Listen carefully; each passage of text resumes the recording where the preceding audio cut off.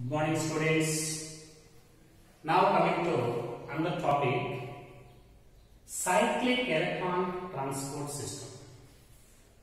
You know, non-cyclic electron transport system, every water molecule, it releases two ATP molecules and one NADPH as assimilatory power. Such assimilatory power is used in dark phase for reduction of CO2 into carbohydrates. So, assimilatory power, the main source of assimilatory power by non-cyclic electron transport system. Now coming to cyclic electron transport system. In addition with this non-cyclic electron transport system, there is another alternative source of assimilatory power, that is cyclic electron transport system. This cyclic electron transport system, it occurs only when additional assimilatory power is required in a dark phase for conversion of CO2. Okay? In 99 cases, assimilatory power of non-cyclic electron transport system is sufficient in dark phase. But sometimes, dark phase it requires additional energy. Such energy coming from non-cyclic electron transport system is not sufficient in dark phase. When the assimilatory power of non-cyclic electron transport system is not sufficient in dark phase, at that situations, cyclic electron transport system is also operates in plants and it also contributes some more electrons, some more ATP molecules. So, cyclic electron transport system, it takes place only when additional energy is required in dark phase. This is alternative sources of ATP, and it was first discovered by scientist Frank Kane in isolated chromatophores. Isolated chromatophores was discovered by scientist Frank Kane in isolated chromatophores of a bacterium that is called Rhodospirillum rubrum. Rhodospirillum rubrum. This is one of the bacteria. Was discovered by Frank Kane at the first time in isolated chromatophores of a bacterium Rhodospirillum rubrum. Okay. In this cyclic electron transport system, only PS1 is involved. Only one photosystem is involved, only PS1. PS2 is not involved. And photolysis of water does not occur. Photolysis of water does not occur. And no evolution of oxygen. Only oxygen is formed from oxidation of water, OEC. OEC is responsible for evolution of O2. Here, O is not involved because OEC is associated with photosystem 2. Totally, photosystem 2 is not involved. So, no evolution of oxygen. And no reduction of NADPH. No reduction of NADPH. Only produce one ATP molecule. Only one ATP molecule. These are the highlights of cyclic electron transport system. Okay. This alternative source of ATP molecules. Whenever additional ATP molecules are required in dark phase, takes place in discovered by Frank Kane in isolated chromatophores of bacterium Rhodospirillum rubrum. And only PS1 is involved, photolysis of water does not occur, and OEC is not involved, no evolution of oxygen, and electrons they move in a closed circle, and no NADPH reduced. No NADPH reduced. Now coming to the pathway. So this non-cyclic electron transport system, it begins with the absorption of light by reaction center P700. Reaction center P700. First, reaction center P700, it accepts the light.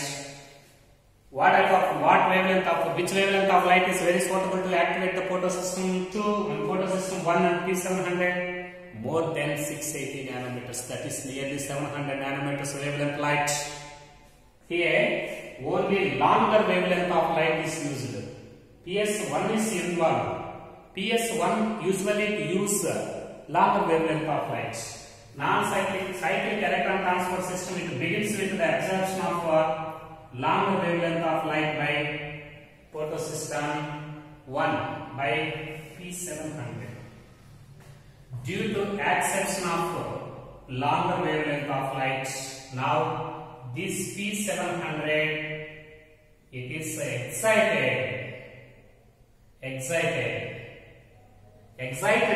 reaction center can be represented by star mark.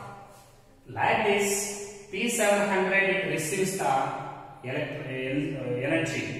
Now it is excited and it releases one electron to unnamed primary carrier, that is A.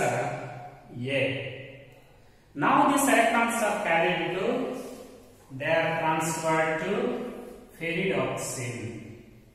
Electrons are transferred to ferridoxine. Like this, accept the energy, light energy, excited. One electron is conveyed to unnamed carrier. For our convenience, it was named as A. And then electrons are transferred to ferridoxine. So electrons are transferred to ferridoxine. Okay. Once electrons are accepted by ferridoxine, what happened in non-cyclic electron transport system? In non-cyclic electron transport system, ferridoxine it transfers the electrons to NADP plus and reduced to NADPH in non-cyclic. But in cyclic electron transport system, this ferridoxine it transfer the electrons to cytochrome BF complex. It transfers cytochrome BF complex. First transfer to cytochrome B6. Cytochrome B6. Okay. Now these electrons are transferred to PQ. From ferridoxine to cytochrome B6. From cytochrome B6 to ferridoxine. Quinone cycle operates here also. And now the electrons are transferred to cytochrome F.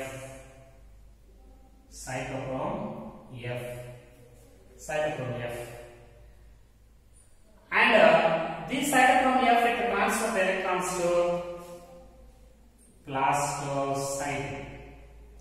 Now this electron it is transferred to the same reaction center P700.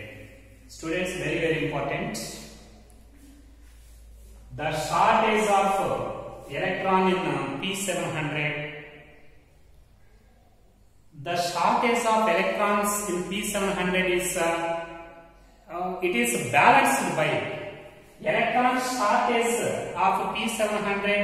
It is balanced by the same electron from reduced PC. The electron shortage is balanced by the same electron from PC. So electron movement it occurs in a cyclic manner. Electrons they move in a closed circle. Electrons move in closed circle. Here, by quinone cycles, for every 2 electrons in cyclic electron transport system, 2 plus 2, 4H plus are conveyed into the union by quinone cycle. Here quinone cycle operates. A pair of electrons they operates 2 pairs, 2 quinone cycles and 2 into 2, 4H plus they release into the lumen. 4H plus they produce 1 ADP molecule. So P700 excited and 1 electron is released and this electron is accepted by primary unnamed electron carrier and then conveyed to ferredoxin. Now ferredoxin will transfer the electrons to cytochrome B6 and then PQ and then cytochrome F and then PC. Now this electron is also compensates the electron shortage of P700 and electron flow occurs in a closed circle. So that this is called a cyclic electron transport system. The gain of this cyclic electron transport system, it donates one more ATP molecule to the conversion of CO2 into carbohydrates. The overall purpose and the overall benefit of this cyclic electron transport system, it donates one more ATP molecule to the dark phase. That is the cyclic electron transport system. Very, very important. In non-cyclic electron transport system, ferredoxin transfer the electrons to NADP+, so that NADPH2 is reduced. But in cyclic electron transport system, ferredoxin transfer the electrons to cytochrome B6. So not to NAD+, so that NADPH is not reduced. Electrons not transferred to NADP+ from ferredoxin. So NADPH is not reduced in cyclic electron transport system. Now coming to, there are some differences between cyclic and non-cyclic electron transport systems. Very, very important differences between cyclic and non-cyclic electron transport system. Non-cyclic, okay, and cyclic. First point. Coming to first point. PS1 and PS2 both involved in non-cyclic electron transport system. Only PS1 involved. Okay. Second point. Both PS1 and PS2, they are involved in non-cyclic electron transport system. So that longer wavelength of light and a shorter wavelength of light, both lights are consumed in a non-cyclic electron transport system. Longer and shorter wavelengths are used. But only PS1 is involved in a cyclic electron transport system. So that only longer wavelength is used. Only longer wavelength is used. Okay. Next. OEC is involved. Actually, PS2 is involved in non-cyclic electron transport system, and always OEC is associated with PS2. So OEC is involved, but OEC is not involved. OEC is not involved. Okay. 4 points. Photolysis of water occurs. Photolysis of water occurs.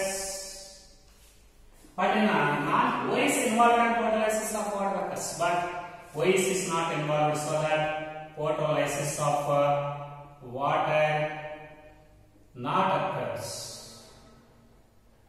Photolysis of water does not occur. And due to photolysis of water, O2 is evolved. Oxygen is evolved inside non-cyclic. O2 is not evolved. Okay. And now coming to the point, 2 ATP are formed. How much amount of ATP are formed in cyclic? Only 1 ATP is formed. 1 ATP is formed. Electrons, they move in a zigzag manner. Electrons, they move in zigzag manner, but in cyclic move in closed circle. Closed circle. NADPH is reduced,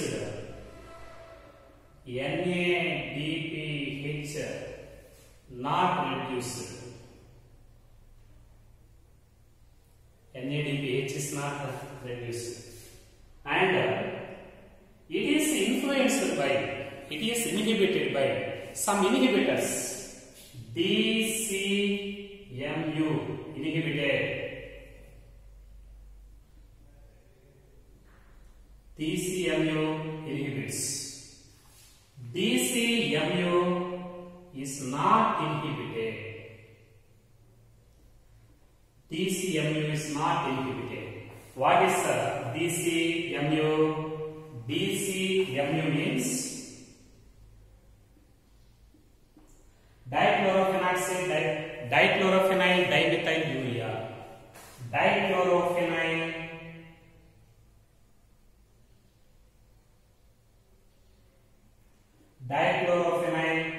dimethylurea.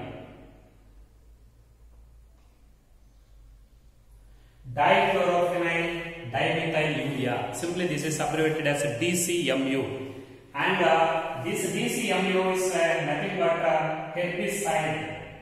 Herbicide means weed killer. This is weed killer. Actually, it controls the growth of weeds. It controls the growth of weeds. So, DCMU inhibit the process of non-cyclic electron transport system. But DCMU is not inhibit the process of cyclic electron transport system. So there are differences between non-cyclic and cyclic. PS1 and PS2 both are involved. Only PS1 is involved. Okay. Longer short wavelength both are involved. Only longer wavelength of light is used. OEC is involved and OEC is not involved. Photolysis of what occurs and does not occur. O2 evolution occurs and does not occur. 2 ATP are formed, only 1 ATP are formed. Zigzag manner, movement of electrons occurs in zigzag manner, but movement of electrons occurs in closed circuit. NADPH is reduced. NADPH is not reduced. Is inhibited by DCMU. It is not inhibited by DCMU. DCMU means dichlorophenoyl dimethylurea. It is one of the herbicide. Herbicide means weed killer. Weed killer, it controls the growth of weeds. How this non-cyclic electron transport system is influenced by DCMU? DCMU, it cancels the electron transfer from PS2 to PS1. There, the differences between the cyclic and non-cyclic electron transport system.